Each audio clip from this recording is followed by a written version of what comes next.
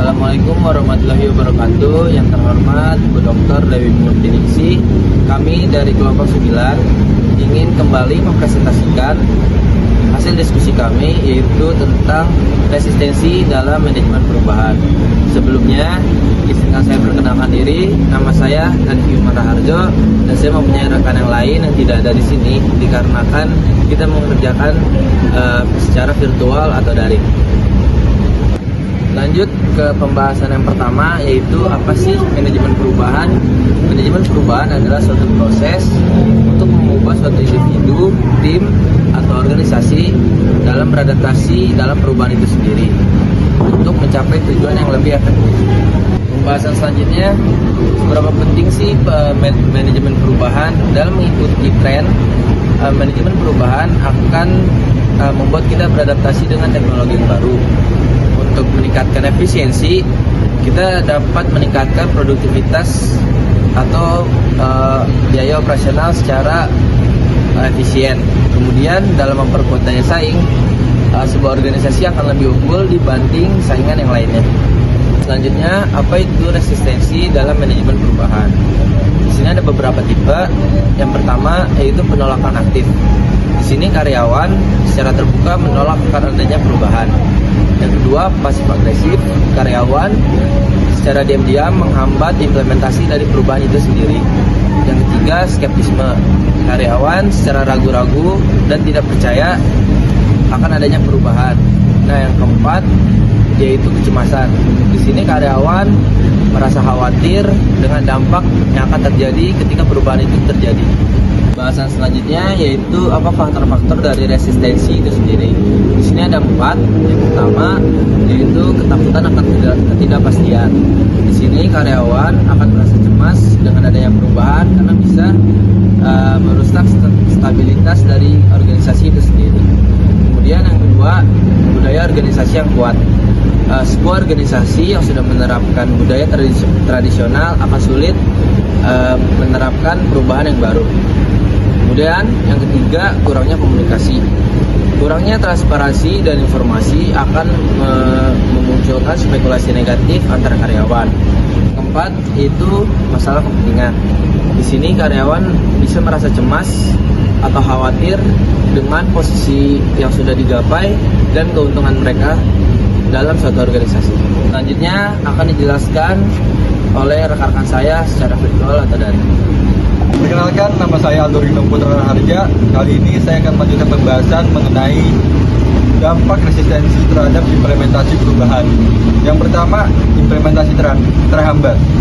Resistensi menyebabkan proses perubahan berjalan lambat dan bisa menyebabkan kegagalan. Yang kedua, moral menurun. Resistensi dapat menurunkan semangat dan motivasi karyawan. Yang ketiga, kehilangan kesempatan, yaitu resistensi menghambat organisasi dalam memanfaatkan potensi yang ada. Selanjutnya, langkah apa saja sih bisa kita ambil untuk meminimalisir resistensi? Yang pertama, kita bisa mengidentifikasi perubahan, di mana pimpinan harus melihat bahwa perubahan tersebut sebagai hal yang akan diterima oleh individu dalam suatu organisasi.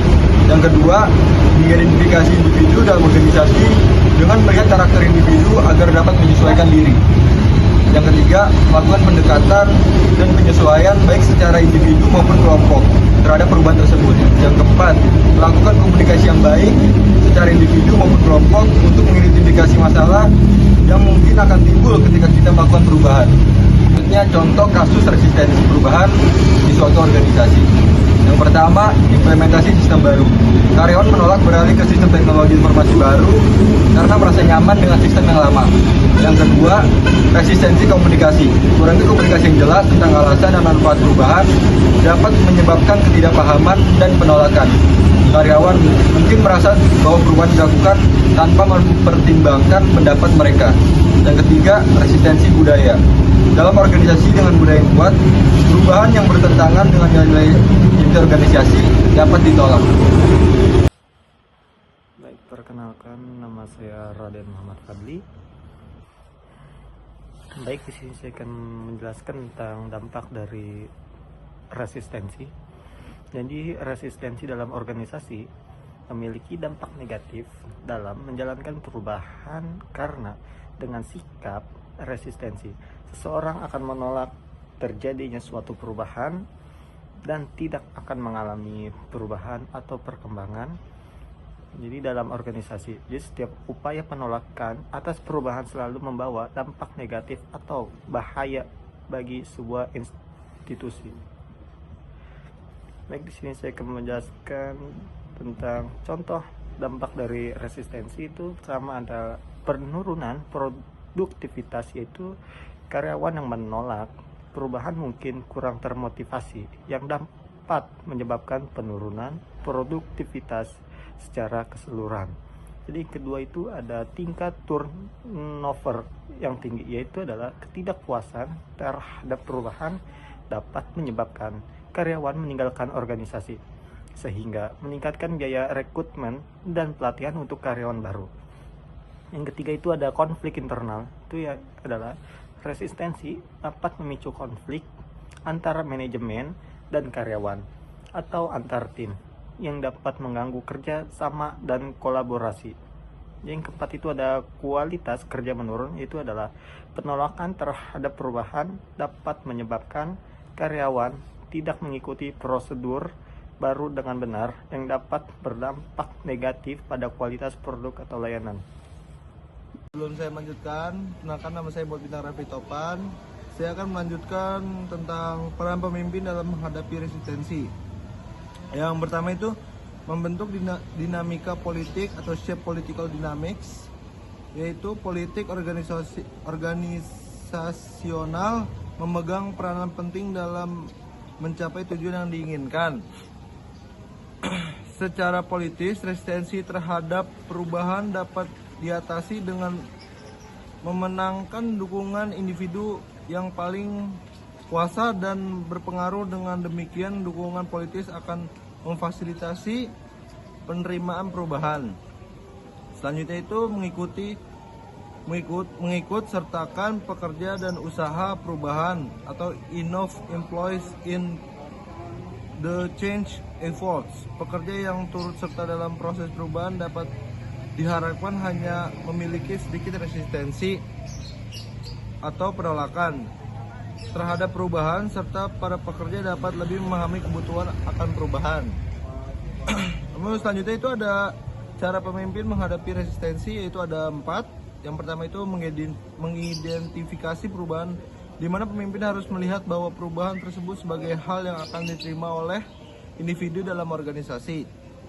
Selanjutnya yang kedua itu mengidentifikasi individu dalam organisasi dengan melihat karakter individu agar dapat menyesuaikan diri. Ya, selanjutnya itu yang ketiga itu melakukan pendekatan dan penyesuaian baik secara individu maupun kelompok terhadap perubahan tersebut. Selanjutnya yang terakhir itu melakukan komunikasi yang baik secara individu maupun kelompok untuk mengidentifikasi masalah yang mungkin timbul ketika dilakukan perubahan.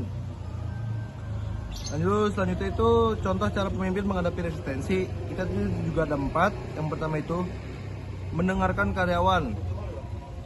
Mendengarkan keluhan karyawan dapat membantu pemimpin mengidentifikasi akar penyebab penolakan. Selanjutnya itu melatih pemimpin alami. Latihlah anggota tim yang merupakan pemimpin alami terlebih dahulu. Mereka akan menjadi panutan dan pemberi pengaruh bagi seluruh karyawan. Selanjutnya yang ketiga itu menanamkan budaya perubahan.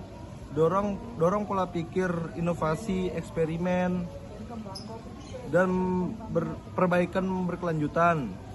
Jadikan perubahan sebagai bagian dari perusahaan sehingga karyawan akan lebih reseptif terhadap inisiatif di masa mendatang.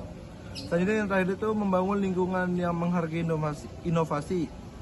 Itu udah kembangkan lingkungan yang menghargai peningkatan inovasi berkelanjutan.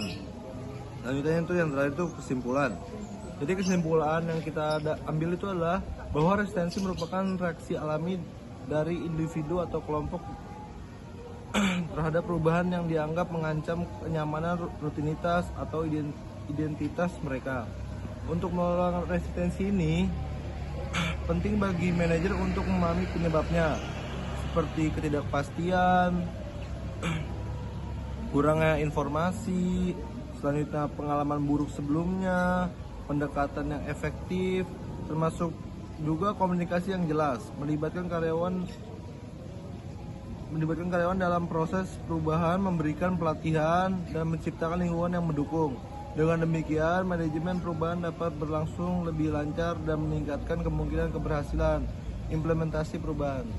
Sekian dari kelompok kami, selebihnya maaf jika ada salah. Wassalamualaikum warahmatullahi wabarakatuh.